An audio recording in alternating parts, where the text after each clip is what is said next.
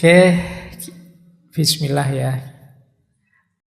Passion is bitter, but its fruit is sweet. Kesabaran itu pahit, tapi buahnya manis. Kalau ini nggak perlu dijelaskan ya. Ini hubungannya tadi juga sama istiqomah, sama perjuangan, sama kesabaran kita untuk menanggung proses dan usaha dan seterusnya. Jadi hidup ini yang untuk kita yang manusia itu beda dengan semua makhluknya Allah yang lain. Kalau makhluknya Allah yang lain itu paket jadi. Kalau manusia itu ada dalam potensi. Jadi dalam potensi itu maksudnya kita bisa mencapai hal-hal besar, tapi masih dalam potensi. Kalau ingin mewujudkan potensi itu ya kita butuh usaha, butuh perjuangan, butuh upaya, butuh daya, dan lain sebagainya. Kalau tidak ada itu ya kesuksesannya tidak akan keluar. Maka seorang yang ingin sukses, ingin berhasil, termasuk seorang pemimpin, harus punya daya sabar. Sabar dalam berusaha, sabar dalam berjuang, sabar dalam mengaktualkan yang potensi tadi. Tidak mungkin keberhasilan itu datang tiba-tiba. Kalau teman-teman belajar akhlak tentang sabar, sabar itu kan ada dua. Sabar menanggung hasil sama sabar menjalani proses. Sabar menanggung hasil itu ya kalau ketemu hasil yang tidak diinginkan ya sabar. Kalau ketemu hal yang pahit sabar. Tapi sabar menanggung proses itu ya sabar dalam perjuangan. Jadi sabar untuk harusnya yang lain sedang istirahat, santai-santai, rebahan. Kita malah kerja. Harusnya yang lain sudah rekreasi, kita malah lembur.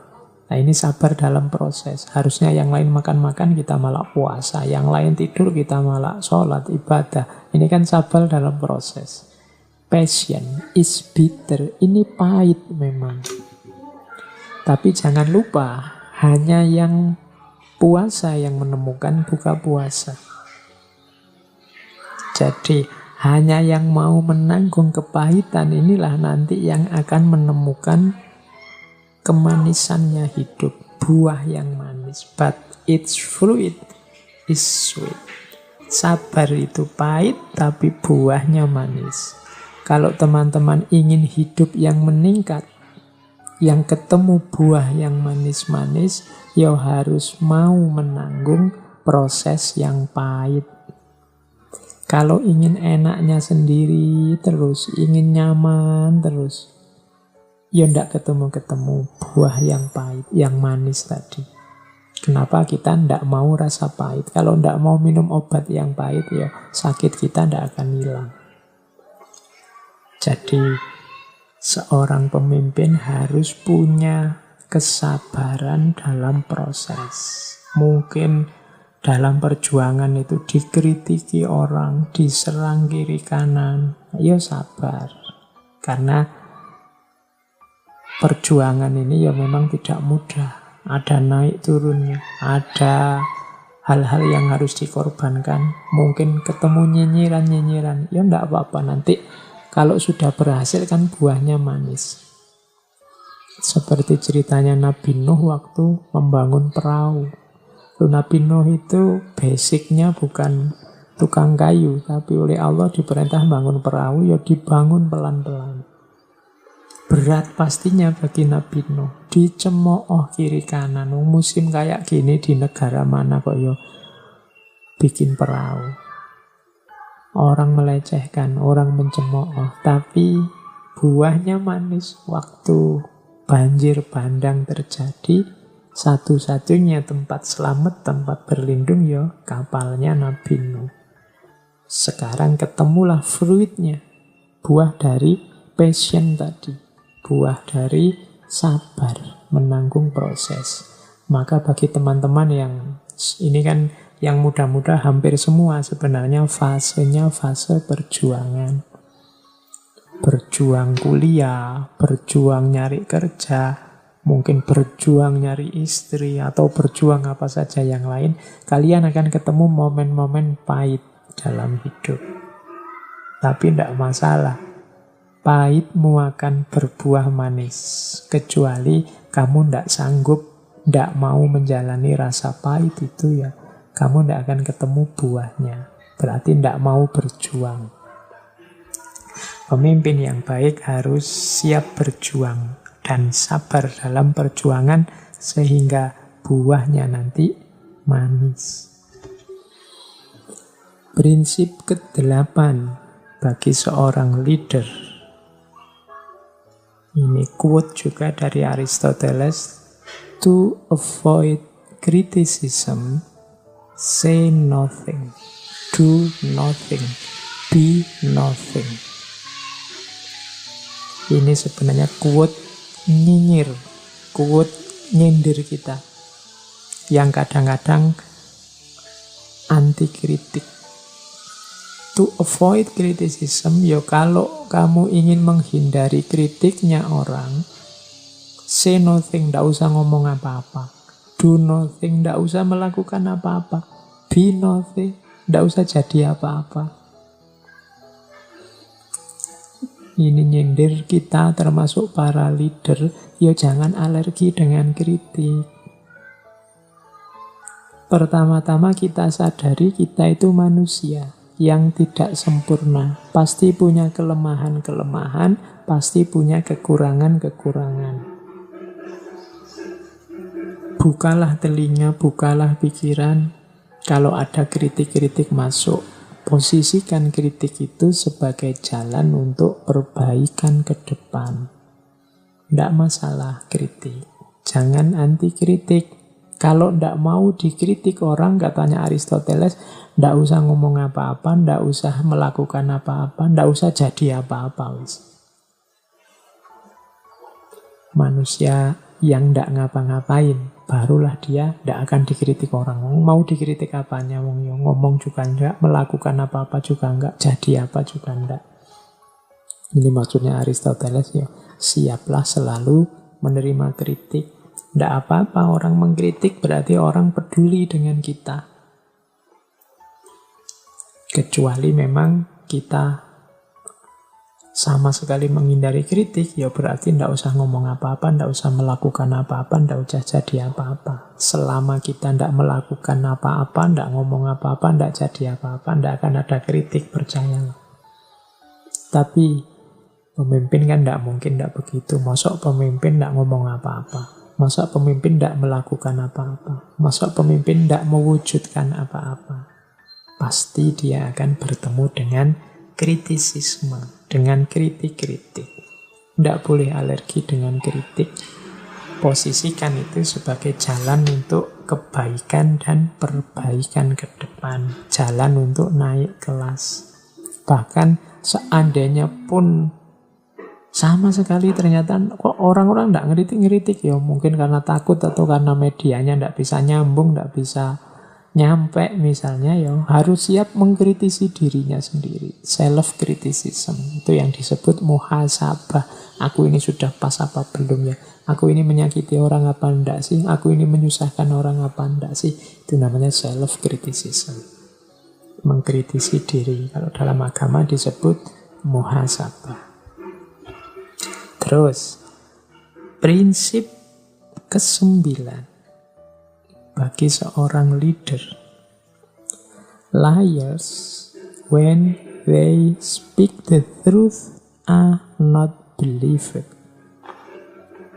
Para pembohong itu saat mereka mengucapkan kebenaran tidak akan dipercaya. Prinsip ke-9 ini bagi seorang pemimpin adalah, ringkesnya, jangan jadi liars.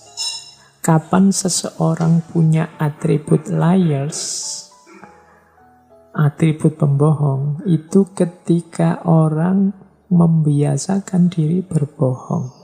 bolak-balik bohong, maka meskipun nanti dia ngomong kebenaran, orang tidak akan percaya. Liars, when they speak the truth, are not believed. Kenapa seorang pemimpin jatuhnya tidak dipercaya? Mungkin karena dia liars. Dia bolak-balik menyampaikan atau mengucapkan kebohongan. Sehingga begitu dia ngomong benar, orang anggapnya, paling itu ya kayak kemarin. Nah, ini hati-hati para pemimpin, ucapkan saja hal-hal yang benar, yang baik, yang realistis. Jangan sering-sering berbohong, karena ketika kita bohong, nanti orang jadi apatis, tidak percaya sama kita. Alah, biasanya ngapusi wae. Nah, the liars kan seperti tadi, kita itu tergantung apa yang kita biasakan. Kalau dibiasakan bohong, ya terbentuk karakter pembohong. Kalau sudah pembohong, meskipun kita ngomong benar, ya orang tidak percaya. Itu kayak cerita anak-anak itu loh, kayak di Upin Ipin itu loh, ketika ada seorang penggembala angon kambingnya, terus satu ketika dia merasa sepi, ingin bikin rame, terus bikin goro-goro, wah ada serigala.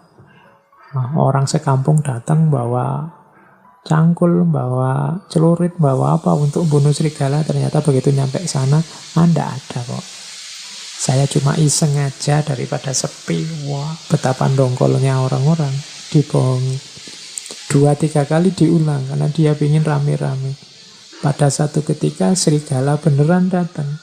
Dia teriak-teriak, ada serigala, nggak ada yang datang.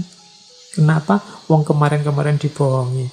Sekarang sudah nggak mau datang. Akhirnya ada serigala beneran. Kambingnya dimakan serigala beneran. Itu rawahu Upin Ipin. Oke, jadi liars, para pembohong. Hati-hati ya, pemimpin dibiasakan untuk tidak bohong. Jangan sampai kebiasaannya bohong.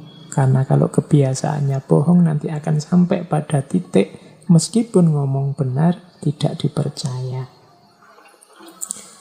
Oke, terus prinsip ke-10. Fortune favors the bold. Keberuntungan itu memihak pada the bold. The bold itu orang yang tegas, the bold itu orang yang jelas, orang yang berani.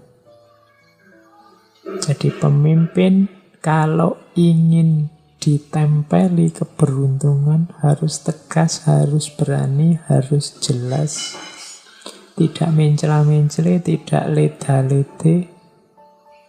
Ya kan? Tidak membingungkan dan tidak kebingungan. Karena fortune favors the bold. Ya kalau kita sendiri tidak jelas, kalau kita sendiri tidak tegas, ngomongnya mencela-mencele tadi apa, sekarang apa, ya tidak mungkin kita beruntung. Wong kita sendiri tidak jelas. Mau beruntung tentang apa? Wong kita sendiri juga tidak tahu maunya kemana. Ini prinsip ke-10. Jadi bagi orang-orang, bagi para pemimpin yang ingin sukses, ingin diampiri oleh Dewi Fortuna, oleh keberuntungan, ya harus tegas, harus jelas, harus mantap dalam setiap keputusan yang diambil. Jangan serba ragu, jangan serba bingung, jangan serba tidak jelas. Harus tegas. Tegas itu berarti memudahkan yang dipimpin, juga memudahkan dirinya sendiri, dan ternyata juga mengundang keberuntungan. Fortune favors the bold. Prinsip ke-10 bagi seorang pemimpin. Ini prinsip ke-11. Menurut saya lanjutannya tadi, fortune favors the bold.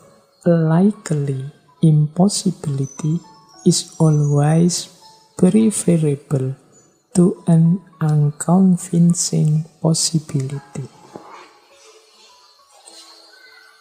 Jadi ketidakmungkinan yang disukai, yang diminati, yang diinginkan is always preferable. Itu lebih diminati dibandingkan unconvincing possibility, kemungkinan yang tidak meyakinkan, tidak tegas, tidak jelas. Misalnya begini, kita jadi pemimpin, terus matok cita-cita, keinginan yang rasanya tidak mungkin. Misalnya, Indonesia ini 5 tahun ke depan akan memimpin peradaban. Itu kan impossibility dalam tanda petik ya. Wong kita situasinya hari ini masih begini, kalau 5 tahun lagi ya mungkin belum. Tapi kalau ketidakmungkinan ini disampaikan secara likely, secara tegas, mantap, jelas, sehingga disukai orang. Ayo kita berjuang 5 tahun ke depan. Ini biasanya lebih disukai dibandingkan unconvincing possibility, kemungkinan tapi tidak meyakinkan. Indonesia ini akan sukses memimpin peradaban kira-kira ya 2050-2060 lah. Tapi itu pun ya tergantung banyak hal sih. Ini kan tidak meyakinkan. Kalau tidak meyakinkan ini orang tidak prefer. Orang tidak akan suka, tidak akan cenderung. Ayo masih tidak jelas juga kok. Mending yang tidak mungkin tapi mantap, tegas. Mungkin punya strategi yang jelas. Ini likely impossibility. Saya kuliah ini Pak, kemarin baru daftar. Saya merancang 3 tahun selesai, semester 6 selesai. Orang kan terus sebenarnya ya kalau lihat performa saya selama ini kayak tidak mungkin. Wong saya SMA itu ya ranking 40 Pak. Tapi kuliah saya pengen lulus cepat karena saya punya strategi ini loh, A, B, C, D. Ini orang lebih bagus ini, lebih disukai ini daripada possibility yang unconvincing. Mungkin, tapi tidak yakin. Saya ya target kuliah 5 tahun lah Pak, realistis. Tapi itu pun saya tidak tahu karena kemungkinan saya juga ingin sambil kerja ya. Apalagi nanti kalau sudah punya pacar, apa ya bisa ya Pak 5 tahun. Nah, kamu sendiri tidak yakin, tidak unconvincing. Berarti tidak preferable. Kalian nanti kalau jadi pemimpin juga begitu. Boleh kalian matok cita-cita yang rasanya kok impossible, tapi dengan skema yang kamu bikin, dengan target-target yang kamu rancang, jadi seolah-olah itu bisa dicapai. Ini orang lebih suka daripada sebenarnya itu mungkin dicapai, tapi kamunya yang tidak meyakinkan. Jadi seorang leader harus memahami hukum ini.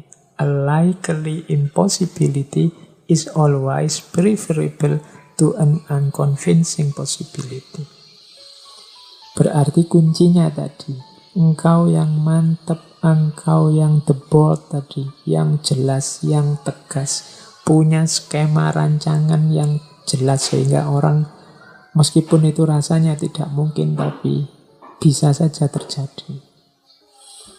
Ini prinsip yang ke-11.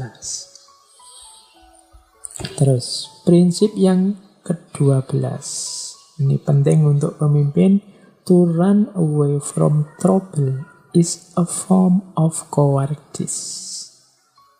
And while it is true that the suicide braves death, he does it not for some noble object, but to escape some ill. Lari dari kesulitan itu adalah sebentuk sifat pengecut.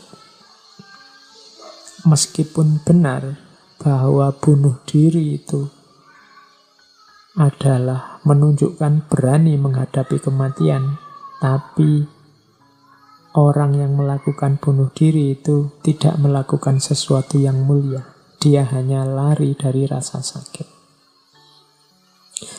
Prinsip yang ke-12 ini mewanti-wanti kita, termasuk calon pemimpin dan para pemimpin, untuk tidak lari dari kesulitan. Hidup ini tidak mungkin mulus. seperti yang kita inginkan lancar-lancar saja. Selalu akan ada kesulitan. Hadapi kesulitan itu, taklukkan kesulitan itu. Jangan jadi pengecut. Saya berani kok Pak menghadapi masalah. Dan masalah itu saya hadapi dengan lari dari masalah. Enggak, itu bukan lari. Itu bukan menyelesaikan masalah, tapi lari dari masalah. Enggak ada mulianya kamu lari dari masalah. Diilustrasikan oleh Aristoteles kayak orang bunuh diri itu. Bunuh diri itu kan rasanya dia pemberani, berani menghadapi kematian. Tapi yang dia lakukan tidak mulia. Dia hanya menghindari masalah. Masalahnya tidak selesai, tetap ada. Kalau engkau lari dari masalah, engkau pengecut. Masalahnya tetap ada. Meskipun kamu beralasan, saya berani Pak, berani lari. Tidak. Kamu sedang menghindari masalah, bukan menyelesaikan masalah. To run away from trouble is a form of cowardice. Jadi lari dari kesulitan adalah ciri seorang pengecut. Jangan jadi pengecut, selesaikan masalah. Apalagi engkau pemimpin. Kalau pemimpinnya lari dari masalah, gimana dengan yang dipimpin? Terus, prinsip ke-13, tolerance and apathy are the last virtues of a dying society. Ini penting untuk pemimpin sehubungan dengan kehidupan bersama. Toleransi dan apati adalah kebajikan terakhir dari dying society, masyarakat yang mau ambruk. Lembaga yang mau runtuh, institusi yang mau jatuh. Ketika misalnya ya teman-teman jadi pemimpin satu lembaga, satu institusi, satu organisasi. Mungkin dia sudah kacau, sudah tidak karu-karuan, ruwet, sudah menjelang kejatuhannya. Penopangnya sebenarnya tinggal dua, yaitu toleransi dan apati. Kalau ini saja tidak ada, ya sebentar lagi pasti hancur organisasi itu.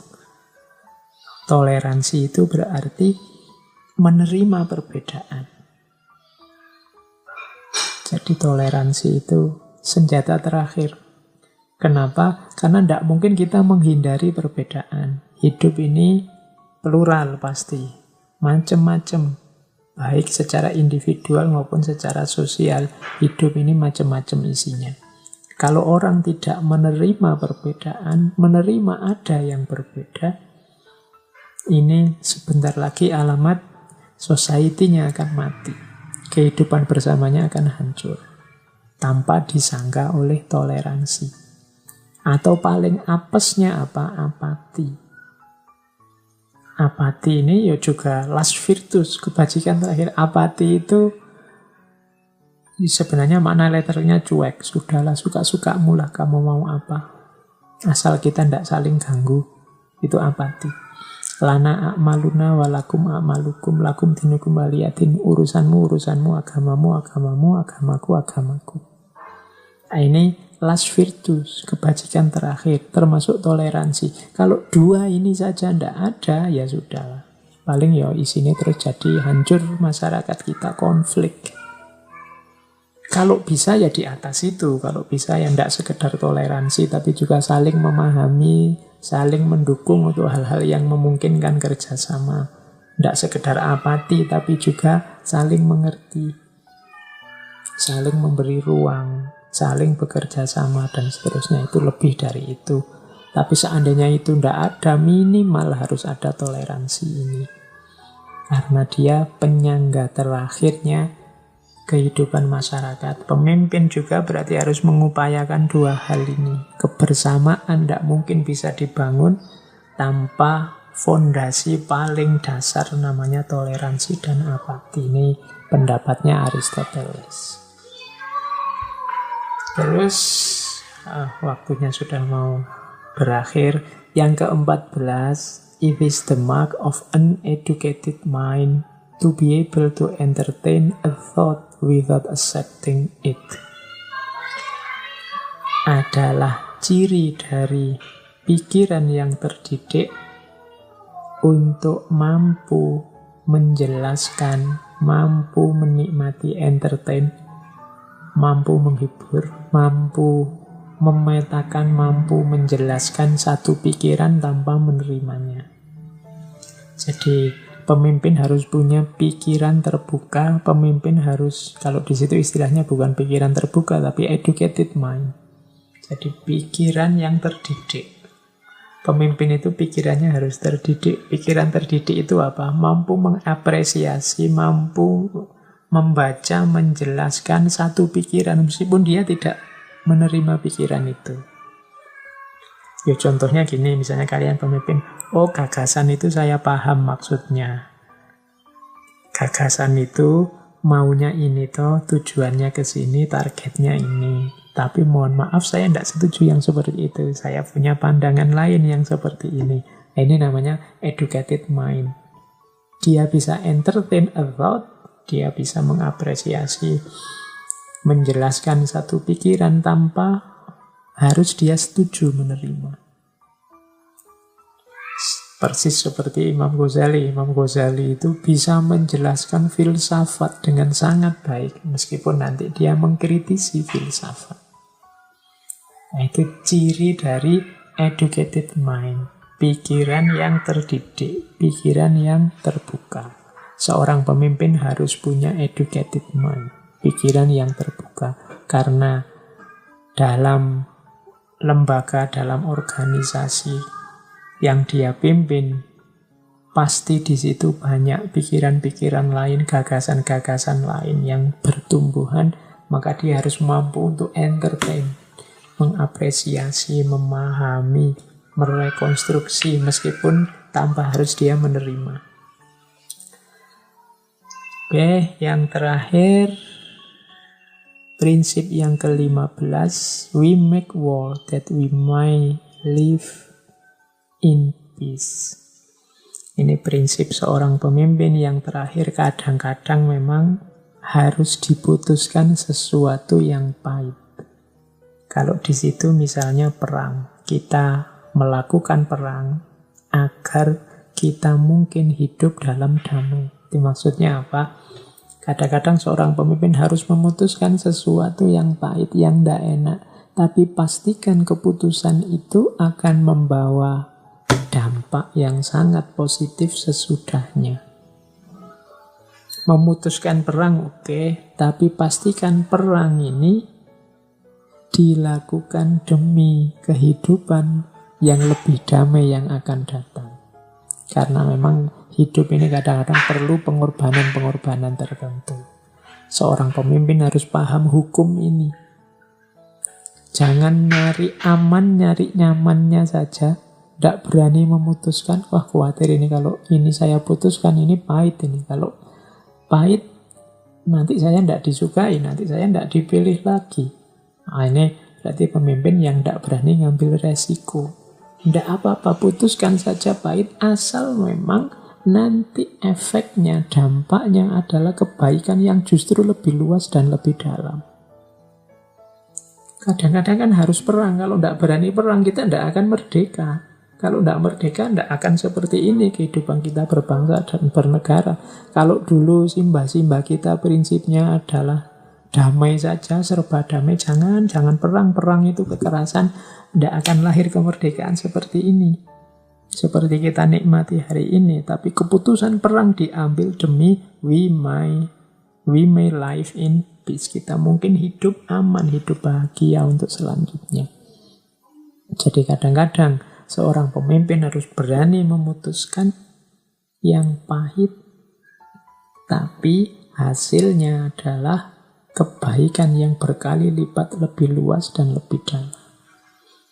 Nah, inilah kualifikasi pemimpin ideal versinya Aristoteles. Ada sekitar 15 prinsip yang malam hari ini kita angkat. Harusnya mungkin masih banyak yang lain, tapi dari sini kelihatan bagaimana corak virtuous leader. Jadi pemimpin yang bijaksana versi Aristoteles yang diawali tadi dari practical wisdom. bagaimana seorang pemimpin harus punya daya kebijaksanaan praktis. Oke, saya akhiri sekian. Kurang lebihnya mohon maaf. Wallahul muwafiq. Wallahu a'lam bishawab. Wassalamualaikum warahmatullahi wabarakatuh.